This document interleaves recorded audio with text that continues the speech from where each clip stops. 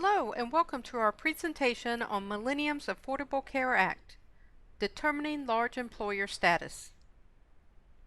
According to the ACA, a large employer is considered to be an employer who averages 50 or more full-time or full-time equivalent employees. This presentation will review the ACA Large Employer Estimate Report, which will help you estimate the number of full-time and full-time equivalent employees you have. This tool is just an estimate. It is based on the hours that are entered into the system. You should use this tool in conjunction with any other documentation you have on paying your employees to determine your large employer status. Please make sure to contact a legal advisor or an ACA expert if you have any questions on determining your ACA status. Before we sign into Millennium, let's go over some terminology. First of all, service hours. Service hours are the hours the employee has worked. It also includes hours in which the employee is paid but does not work, such as vacation, sick, or holiday. It would include FMLA, or leave of absence hours. It does not include bonuses, commissions, or retroactive pay.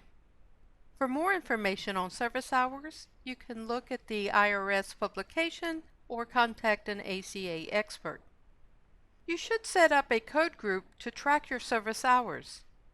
Please contact your payroll provider and have a code group for ACA service hours set up. Next is seasonal employees. Seasonal employees are those employees who work 120 or fewer days during the year. You may be able to exclude your seasonal employees in determining your large employer status. Please make sure to refer to the IRS publication for further information. In regards to parent-child companies, the IRS regulations require that all related employers be treated as a single employer. This may affect many employers with multiple entities under a common ownership. We recommend you contact a legal advisor or an ACA expert to determine your large employer status in regards to your multiple companies. To run the large employer estimate report from the Reports menu, right-click and select New. Standard Report. From the Add a New Report menu, look for ACA Large Employer Estimate and click OK. Once it's in your reports, right-click it and select Properties. In the Properties area, select the Additional Formulas tab. Now let's review the options in the Additional Formulas area. The first option is to enter a parent company code. If you have parent-child relationship companies and you want to consolidate them, in the formula values, enter the parent's company number. Next is the code group. As we mentioned earlier, you want to have a code group set up for service hours. For this company, I have set up a code group called ACA. I'm going to enter that there. Next is the report year.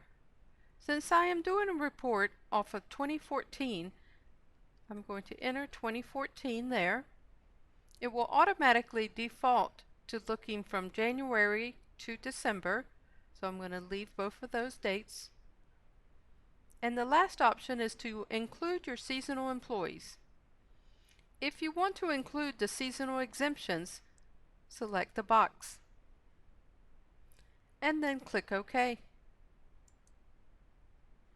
Back in the Reports menu, to preview it, right-click and click Preview.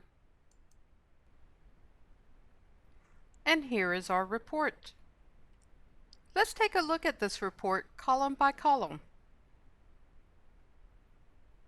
In the first column, we have our month-by-month breakdown of the entire year. Please note that payrolls are listed according to the ending date of the payroll. Also note, for biweekly payrolls, for those 2 months in the year where you have 3 payrolls going into the month, those numbers will look overstated. However, since the large employer estimate is based on an annual average that will average out at the end of the year. The next column are your full-time employees. Full-time employees are those employees who averaged at least 130 hours in that month. Next are your part-time employees. The part-time employees are those employees who average less than 130 hours in that month. In the next column, we have our part-time hours. These are the hours that were calculated from the part-time employees. These are also the hours that will be used in the calculation to determine your full-time equivalents. In the next column, we have your full-time equivalents. These full-time equivalents were calculated using the part-time hours. The next column contains a calculation of your full-time employees plus your full-time equivalents. Since we selected to include our seasonal employees, these next three columns have been added. If you do not have seasonal employees, these columns will be blank. The next column would indicate the number of seasonal full-time equivalents for the month.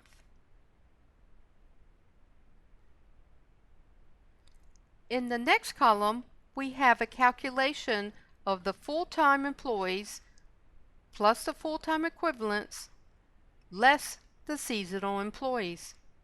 And in the last column, it lets you know whether the seasonal exemption was applied to that particular month. The seasonal exemption is determined by using this formula. This is column A, your full-time and full-time equivalents, and column B are the full-time equivalents minus your seasonal employees. And this chart will let you know how it was determined whether or not the exemption should be applied to that particular month. If you scroll down to the bottom, you will see the totals for this company. The number of full-time employees was 46. The average number of part-time hours, 887.71. That calculated out to be 53 full-time and full-time equivalents. The average number of seasonal employees was 2.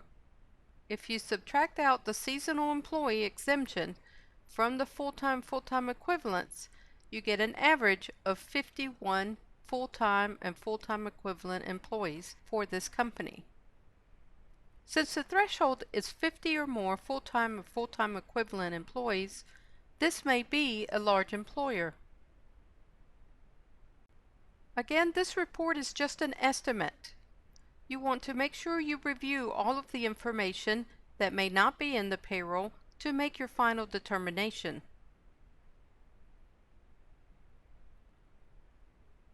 This concludes our presentation on the Affordable Care Act determining large employer status.